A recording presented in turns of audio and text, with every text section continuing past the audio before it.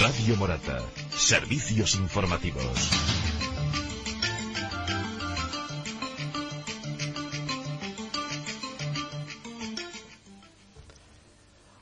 Bueno, estimados oyentes, tenemos que hacer alguna modificación en nuestros planes de hoy, puesto que las dos entrevistas anteriores se han pasado de tiempo y bien pasadas están, porque yo creo que tenían un interés importante, y algunas grabaciones que teníamos pendientes de hacer las vamos a realizar en siguientes informativos. Entonces, con esto ya vamos derechos a la última entrevista que hay, que es sobre un tema muy candente que está ahora en la prensa, está en la preocupación de los españoles, que es el tema del Brexit. El Brexit significa a medio y largo plazo un cambio en nuestros planteamientos geopolíticos y también económicos. Hoy está efervescente el tema de Gibraltar, y también está efervescente el tema de que los trabajadores españoles que están allí, que llevan años, hay quien ya pensaba hacer su carrera allí, y que ahora les entra una escena de inseguridad. Y bueno, también ocurre con los ingleses mayores que están aquí, que tienen su casa, que han invertido todos sus ahorros, que han tenido su correspondiente doble nacionalidad, donde están felices, sobre todo por el clima y también por los españoles, y que eso pues ven su futuro también un poco amenazado, por lo menos en la incertidumbre. Entonces hemos sacado este tema y lo queremos analizar un poco en profundidad. Aquí está con nosotros Manuel Cerreda, al cual ya hemos presentado en otro momento, que él es la parte, digamos, histórica, porque para eso es licenciado en Historia, de todo esto, y siempre nos va a ayudar a tener todo este problema que tenemos hoy, pero también en la perspectiva, porque todo esto no viene así porque así de momento. Todo esto tiene su historia y cosas que se van cociendo, pues como ya hemos visto, la diferencia que ha habido entre los ingleses y los españoles en la conquista de América. Diferencias tremendas, ¿no? A favor nuestra, además. En fin, que no me tome nadie como ser un orgulloso, pero la verdad es que la forma de trato a otras personas y a otros pueblos pues no tiene nada que ver entre lo que son los ingleses con su imperio y lo que fue España con su imperio. Entonces, centrándonos en el tema de estos antecedentes, yo creo que tiene un punto de inflexión en el momento en que se convierte Inglaterra o Reino Unido se convierte en una potencia militar, y empieza a intervenir ya en los estados europeos, es decir, ya no dejaba que alguien sobresaliera, estaba siempre pendiente de que no hubiera una Unión Europea o que no hubiera un imperio, porque entonces no había uniones, no había imperio, y él estaba evitando siempre los imperios. Manuel. Buenos días. Bueno, las características de los ingleses es que son un país bastante especial, la verdad. Pero hay que entender un poco el contexto histórico. Ellos, por ejemplo, son muy poco dados a torcer el brazo ante gente de fuera. Están muy, muy orgullosos de su independencia. Prueba de ello es que apenas han tenido contacto con otros pueblos. Su última invasión importante que trastocó su mapa político fue en 1066, cuando Guillermo el Conquistador conquistó desde Normandía el trono inglés y instauró lo que es la dinastía normanda, que es realmente de la que viene a descender la dinastía real británica de hoy en día. Pero claro, lo que hay que tener en cuenta es que apenas han tenido en contacto con otros pueblos, se han mantenido bastante aparte. Tú hablas por ejemplo, de cuando se convierte en una gran potencia. Pero es que es algo relativamente corto. Vamos a ver, cuando llegamos, por ejemplo, al siglo XVI y Enrique VIII rompe con Roma, realmente es un movimiento que no afecta mucho al resto de Europa. ¿Por qué? Porque en aquel momento las Islas Británicas eran un territorio marginal. El cambio empieza a producirse en el siglo XVII, con la Revolución Gloriosa y una nueva reestructuración del Estado. Es el primer país que se convierte en una monarquía parlamentaria. Y por lo tanto, gente con mucha más capacidad y no hombres que los han puesto ahí por ser hijos de quien son o sus títulos nobiliarios, se ponen al frente. En el siglo XVIII es cuando realmente ocurre ya el gran paso adelante. Francia está en decadencia, España ha perdido ya su poderío, y se inician una serie de guerras que, por ejemplo, la Guerra de los 7 Años, que entre 1756 y 1763 convierte teóricamente a Inglaterra en la gran... en aquel momento ya es Reino Unido, pero de la Gran Bretaña e Irlanda, en una potencia mundial. ¿Pero qué es eso? No era una potencia hegemónica. Su gran momento fue, sin duda alguna, el siglo XIX, en el reinado de la reina Victoria. Acaban de derrotar a Napoleón, que muchos consideran que es el fin de Francia como una gran potencia.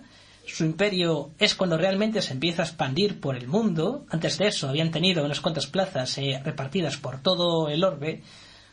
Es más, sus primeras principales colonias habían sido las 13 colonias estadounidenses, que se habían independizado en 1776, y aprovechando la revolución industrial, que precisamente un sistema político como el que tenían favoreció los avances tecnológicos, les permitió expandirse.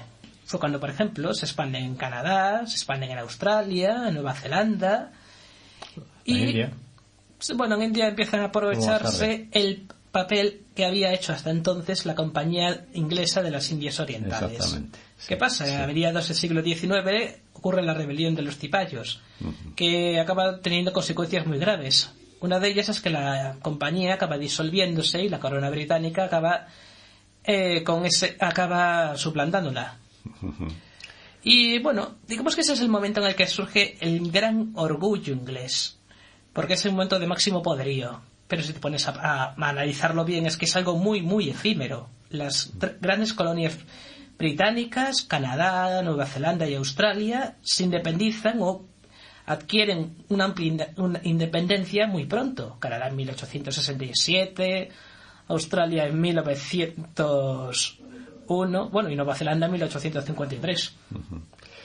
Y ya, si pasamos de este planteamiento previo que hemos hecho como antecedente a otro dentro también del pasado, de la historia, que es cuando ya tenemos las dos grandes conflagraciones europeas, la Primera y la Segunda Guerra Mundial.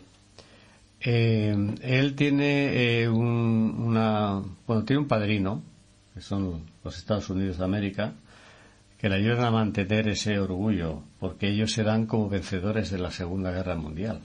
Bueno, es que no exactamente.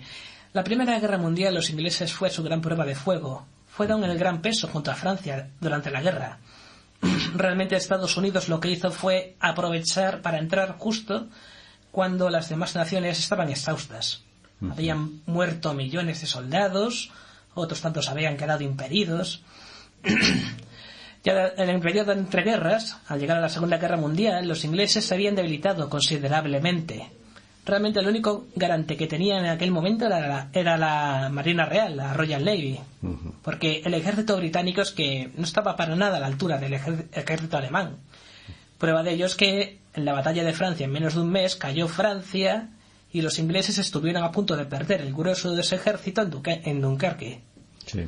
Después de eso se inició la operación León Marino, que estuvo a punto de ahogar a las Islas Británicas. Ni siquiera la Royal Navy estaba preparada para una guerra contra submarinos como los alemanes. Los estadounidenses es cuando realmente entraron, primero como gran ayuda, como poder neutral, pero luego cuando Japón atacó Pearl Harbor y un día después Hitler tuvo la loca idea de declararle la guerra a Estados Unidos, es cuando realmente la situación empezó a mejorar para los ingleses. Antes de eso habían tenido bastante suerte. Por un lado, la Marina alemana no tenía poderío contra la Royal Navy y por otro lado la Royal Air Force había derrotado a la Luftwaffe alemana, la aviación de Hitler. Sí. Bien, bueno, y con esto llegamos a la época actual. La época actual, es decir, pasa la Segunda Guerra, viene el Plan Marshall, Europa se estabiliza. Pero los británicos pierden, es que con las dos guerras mundiales y con su afán de querer vencer, no se dan cuenta de que han perdido prácticamente todo. La India se independiza 2 años después. Japón les había derrotado en varias batallas, la más importante la de Singapur, que era el orgullo de los británicos en Extremo Oriente, y había demostrado a estos países que se podía derrotar a los británicos. En solo 15 años habían visto reducido todo lo que era su gran imperio a unos cuantos territorios ultramarinos. Ni siquiera habían conservado Irlanda. Irlanda se independiza como tal en 1821, cuando se forma el Estado Libre de Irlanda. Y después, precisamente después de la Segunda Guerra Mundial, es cuando se forma la República de Irlanda, que rompe todo lazo con los británicos. ¿Qué pasa? Pues que ellos siguen pensando eso, que siguen teniendo un gran poderío pese a su tamaño, que han sido decisivos en la historia. Es una gran jugada de propaganda, realmente. Bueno, vamos a avanzar, sí, es así. Vamos a avanzar un poco más. Ya, que decía, se consolida la Europa y entonces nace la idea de la Unión Europea. No vamos a entrar en detalles de por qué. Bueno, pues porque primero empieza, digamos, el acuerdo del acero, ¿no es así? La Unión Europea para el carbón y el acero.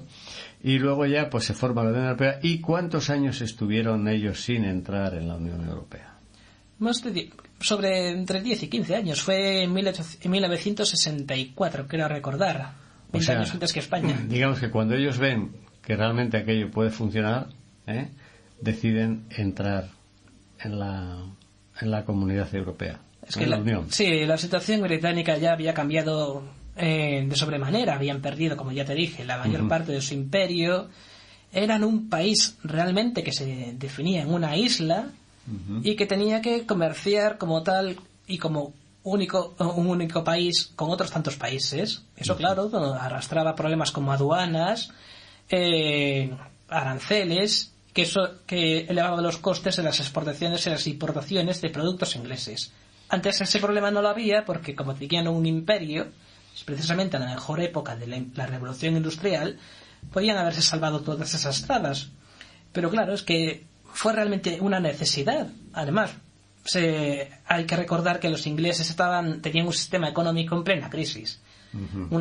Precisamente el carbón había sido el gran motor de la revolución industrial, pero es que ya a esas alturas del siglo XX era una materia prima obsoleta. Prueba de ello es que, por ejemplo, Margaret Thatcher acabó con la industria del carbón en la década de los 80.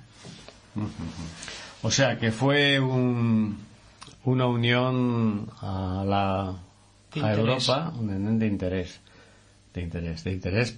de salvamento casi, ¿no? Porque evidentemente había adelante un mercado de lo que fue después de 450 millones de consumidores. Exacto. Que es lo que es ahora. Hombre, es que Europa, antes de la Unión Europea, estaba destruida. Acababa de terminar la Segunda Guerra Mundial.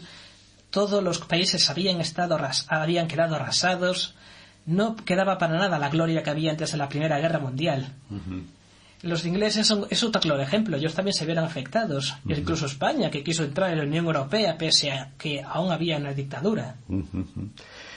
Bueno, entonces, por las noticias que hemos leído posteriormente, la convivencia en la Unión Europea era algo así como un país que estaba dedicado a poner palos en las ruedas en general de la Unión. Es decir, siempre con esa diferenciación entre los demás, ese aire de superioridad, eso de querer ser los más favorecidos, etcétera, etcétera. Pero aún así, la Unión Europea lo que hacía era mantener la Unión, porque claro, suponía un país muy potente, a pesar de todo, muy potente económicamente.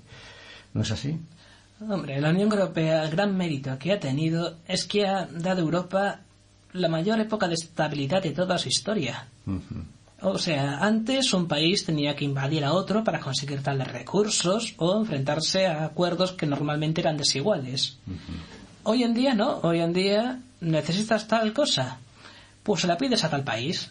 Y como no hay aduanas y trabas burocráticas ni de ningún tipo, puedes traerlas.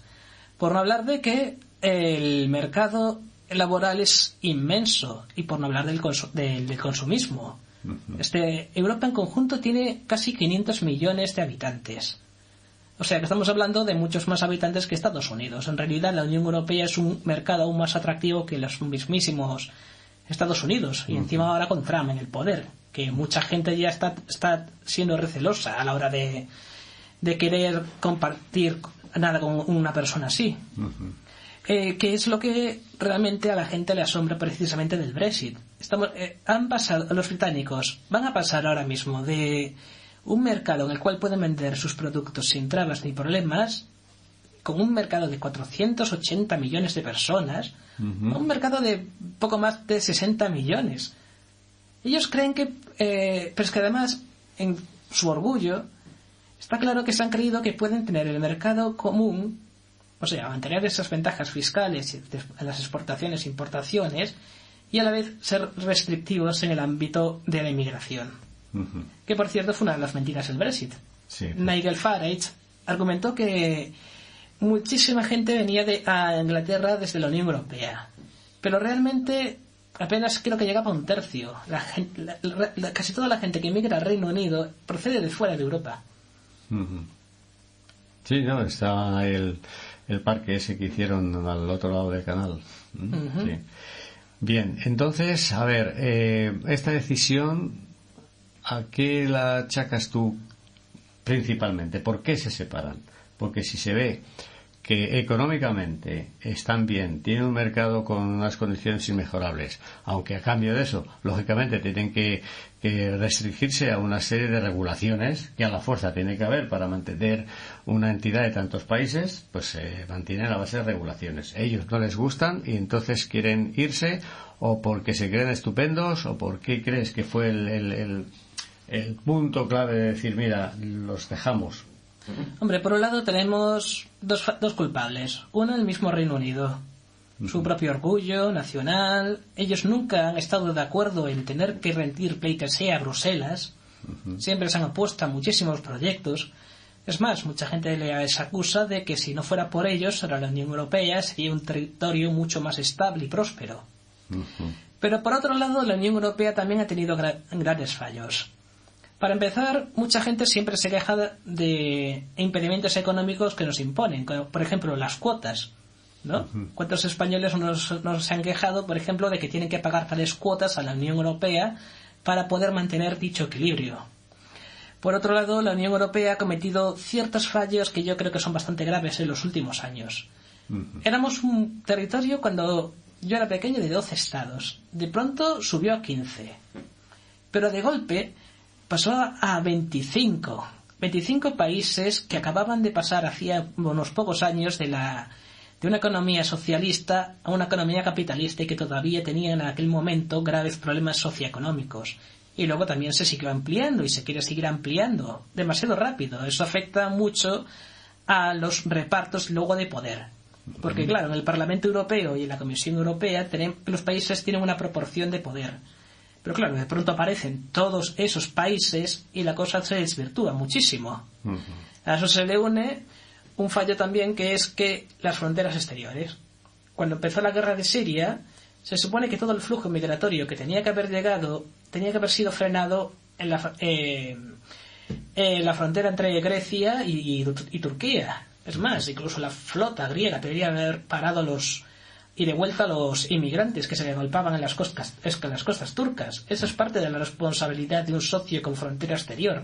Nosotros tenemos que parar la inmigración, por ejemplo, que viene de África a través del estrecho. Italia tiene que hacer lo mismo a través de la inmigración que viene del estrecho de Messina o a través de Sicilia. Eso falló, y de golpe y porrazo tuvimos a más de 1 millón de personas nuevas en la Unión Europea. Se quiso repartir proporcionalmente. Aunque precisamente fue Alemania el que se tuvo que tragar la mayor parte de esa población, nosotros nos hemos quejado, pero apenas hemos acogido a una docena de personas. Y eso que, según las cuentas, nos tocaban unos 100. Sí, sí. Y eso indignó de sobremanera a varios grupos británicos, porque estaban viendo que se les estaba echando encima una gran proporción de gente, y ellos no podían controlar ese flujo, porque esa gente ya estaba dentro de la Unión Europea. Sí. Bueno, vamos a concluir, ya que estamos en la parte, digamos, de la separación, ya estamos separados, ya estamos... separados no, hay 2 años de negociación, es decir, la vigencia que tenemos son 2 años para negociar, para hacer efectivo en la firma que se ha hecho del artículo 50, hay 2 años de negociaciones para desregular todo lo regulado. Y que les va a pasar una gran factura a los británicos, porque necesitan deshacer muchísimas leyes, exacto, por no hablar de otras situaciones que la gente no ha pensado. Por ejemplo, el Eurotúnel. ¿Qué van a hacer? ¿Poner una aduana en el Eurotúnel? Bueno, entonces, vamos a ya decir, ¿qué pasará ahora? ¿Qué pasará ahora ya no con los ingleses, que ya no nos importan tanto, sino qué pasará con Europa?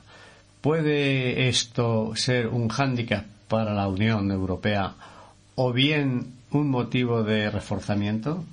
Bueno, está por ver lo que va a pasar precisamente este año. Por un lado tenemos las elecciones en Francia y por otro las elecciones en Alemania. Si no ocurre ninguna desgracia, cosa que gracias a Dios no ocurrió en Holanda, donde un tío que lo único que hace es comprarse gomina para parecer un payaso no llegó a ganar las elecciones ni siquiera se acercó a lo que él esperaba.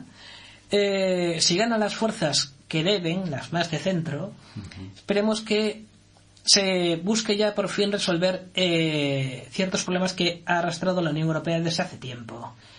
Pero una de las medidas que estoy viendo que se van a tomar claramente es recordar con un Brexit duro lo que pasa si dejas la Unión Europea. Así, ¿sabes? Como si tal cosa.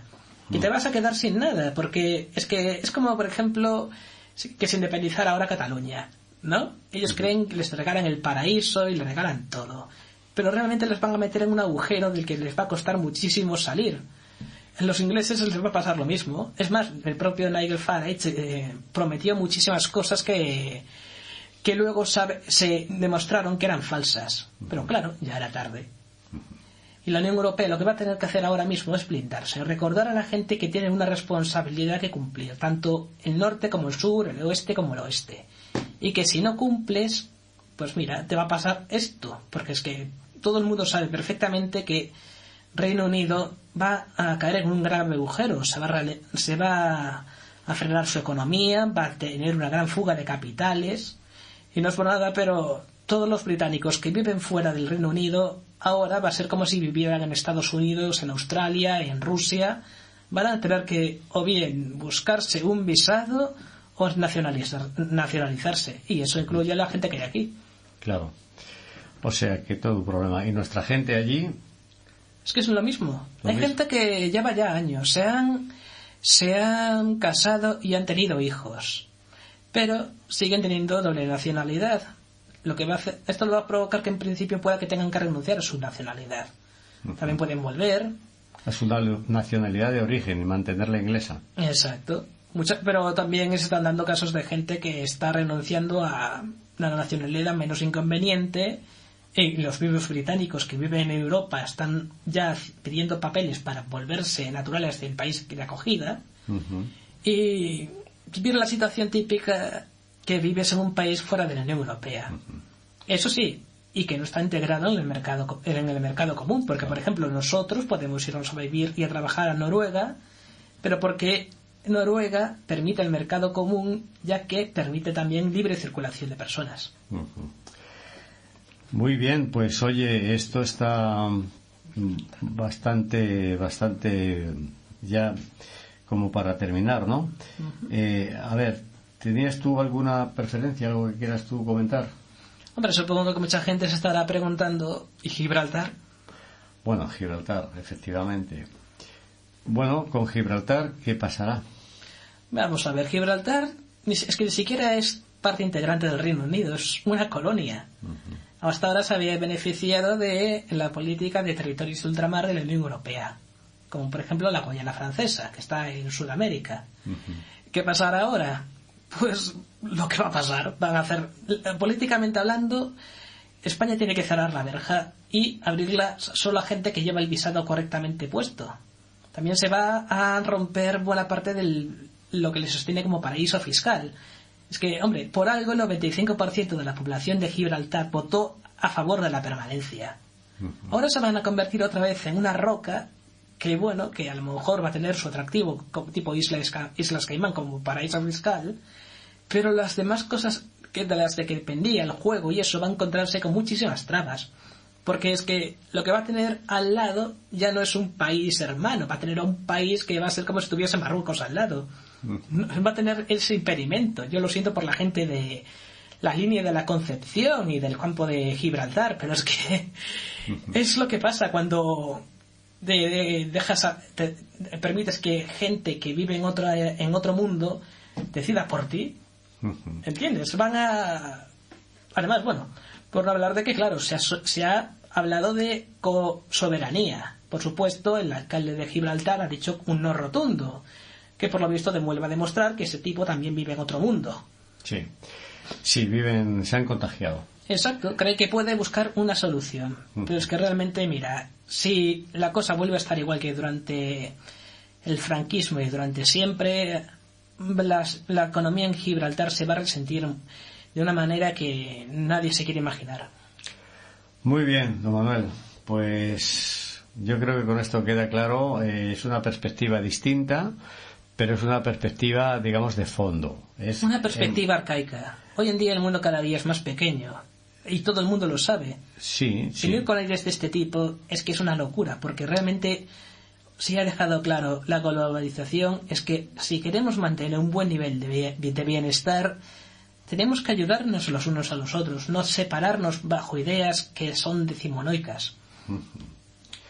Muy bien, pues queda dicho y muchas gracias por estar hoy aquí y contarnos todo esto, y será entonces hasta la próxima. Vale, muy bien.